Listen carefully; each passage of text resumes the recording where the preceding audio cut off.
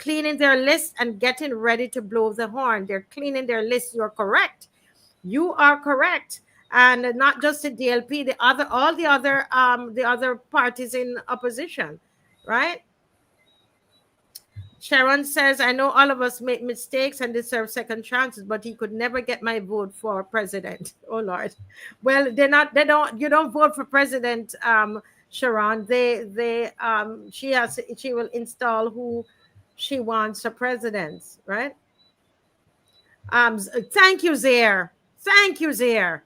You see, this is the thing I want Barbara to read. I'm not going to say anything. Everybody read what Zaire Campbell. Zaire Campbell, come to the front of the class. Read that. Read that. So months before an election and minister is gone, and we're saying that how ready the BLP is. That's the thing about us, you know. We take the narrative that is given, how ready they really are. And you're telling us and minister is gone today? Shouldn't you be coalescing now and having your team and all of that? Can someone help me, please? How ready are they? You know, this reminds me, Marcia, of a experience in the scripture in the book of Judges, chapter 7, when Gideon went to fight the Midianites with 300 men. The Midianites were like the sands of the sea. And God caused the men in the Midianite camp to turn on each other with their own swords. We are going to see a spirit of confusion set in the midst of this government between now and election. They will not be re-elected to office. I have said it. They Confusion. will not be re-elected. There is going to be confusion in their midst, and they're going to lose the government. Well, there is, as the Reverend said it, you know. But you know that there's something else that I must say tonight. You know, before we close out, and somebody says here, "Well, Marcia, you're a scary woman. People must be trembling." I'm not scary. There are other women in this country that are scarier than I am, but you guys would not, you won't admit it. You won't admit it. There are people in here that I would not even stay in one room with them, in the same room with them. They are scarier than what they call it, the witch of Endor. Don't even let me get there. All right. People must be trembling. Well, they tremble if they want to tremble. I'm speaking my truth, and I'm standing up for my Bajan people. So you are scary. You don't see scary yet. Tell those at the highest authority in here to take a mirror and look at themselves. See, scary is right here taking a lie detector test. You see how scared her face is? How scary she is taking a lie detector test. But let me tell you, on the matter of lie detector tests and all of that, let me tell you something. I would rather to work with somebody who has done their time. Okay? I would rather people. I see a lot of you talking about, this person, they should be banished from society because they did time in prison. Listen to me. If the public the Integrity in Public Life Act, you understand me? If that was ever to be passed, a lot of these would be locked up in jail for lots of them. What about these pedophiles? What about all of this rape stuff and all of that? What about all of that? That don't matter to you? That don't matter to you? You would rather people who thief from you, who scam you. There's somebody in this country in government whose name has been on the international scene involved in scams.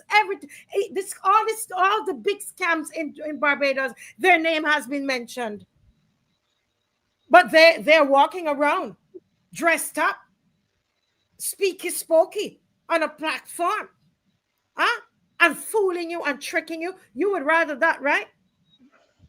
You would rather criminals leading you, mixed up in the drug cartel. Listen to me. I got people overseas, and I hear that some of them are being investigated I hear that some of these here involved in the drug cartel. You understand that they're being investigated.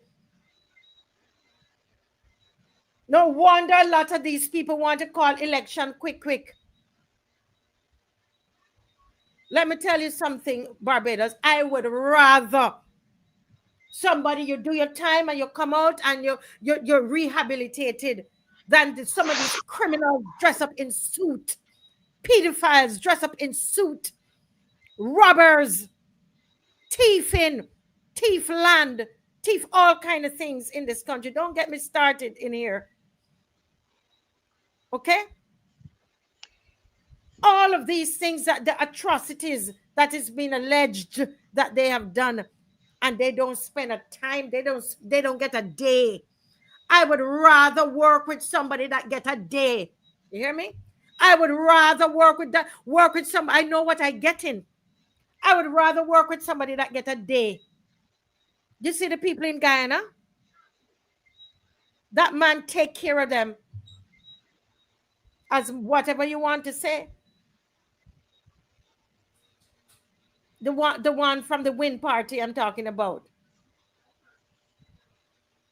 Yes, you got a bunch of crooks running around in this country and entertaining criminals. Have criminals in the parliament, huh? And acting like you better than everybody else. Everybody's so corrupt. $7,500 check flying through a window miraculously and dropping on your desk, and you didn't get a day.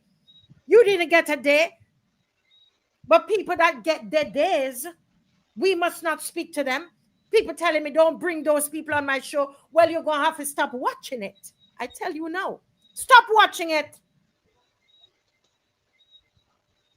Because if you can be a criminal and you still part of the government, you can mix up in drug dealing and you still part of the government, you can still be wielding a gun.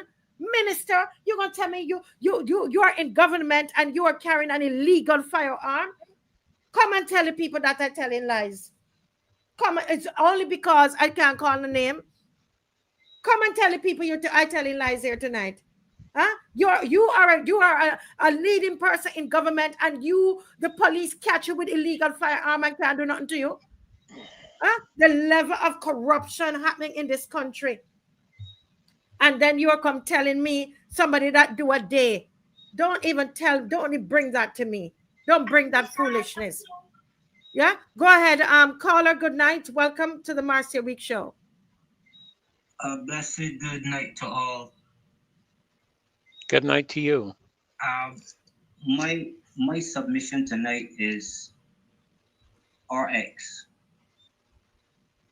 Yes, go ahead. We needed change, and we got it.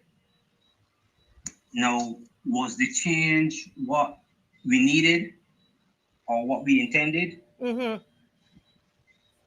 RX determines what we want or what we expect from those who we elect. So if we elect people who are friends of criminals, RX tells the kind of people that we want to govern us.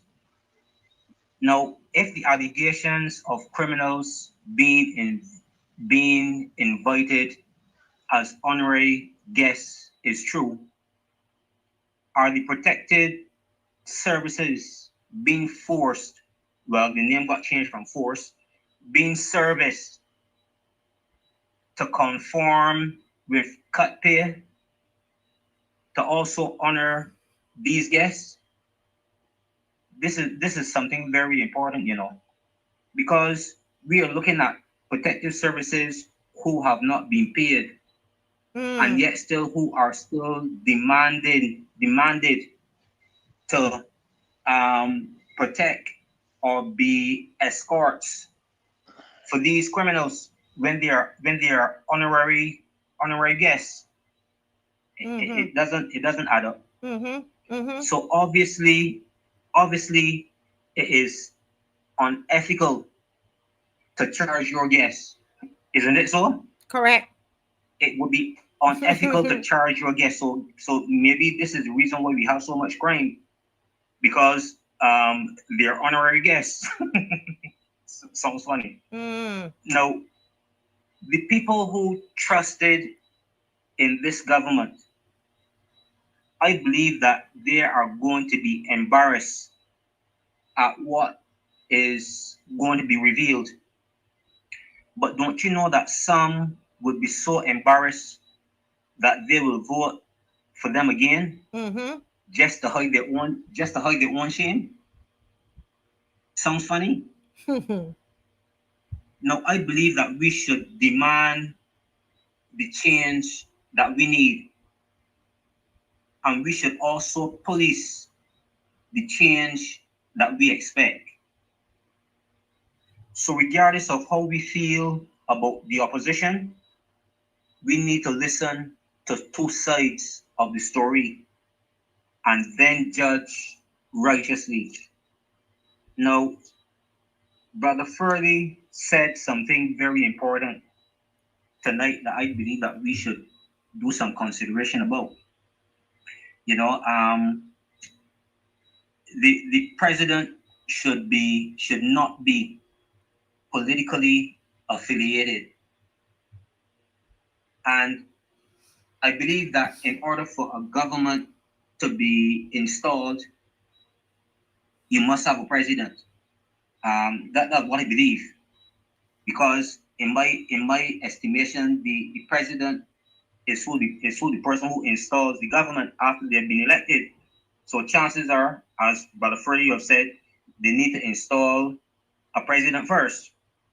Now, I am saying that the president should not be politically affiliated, because when it comes to certain decisions, obviously the decisions are not going to be fair, they're not going to be just. We seem to have a family of fair government.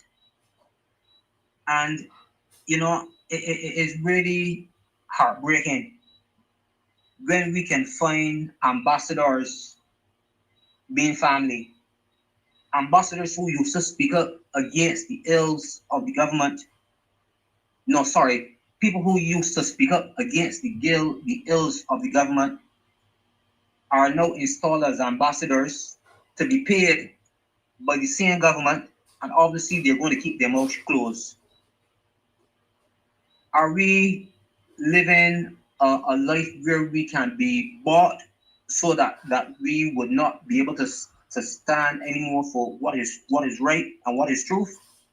So I'm saying there are a lot of ambassadors who are more politically affiliated than country affiliated, and we must call these people back home. Well, I don't know if home is the right word, but we must try to get these people to understand that their allegiance is not to any political party, but their allegiance is to the country Barbados and to its flag, so that they would uphold and defend its honor, and by their living, to do credit to their nation wherever they go, regardless of who the prime minister is or says. Yes. So that's my submission. Wow. Excellent. Miss McLean, any thoughts on that? Thank you, caller. Thank you for calling. Always Yeah, a pleasure. I want to zoom in on one comment that the caller made about election and having the head of state, the president, to swear in a new government.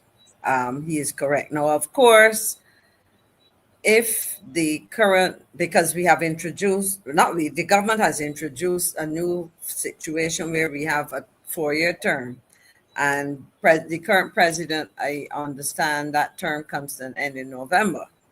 So based on what he's saying, it suggests two things. One, you either have an election before that term comes to an end, or you have to wait until after. And there seems to be some urgency that you were discussing for some of the reasons, because the longer you stay in office, the more the public is exposed to your incompetence, your inefficiencies, all the ills that we have been talking about.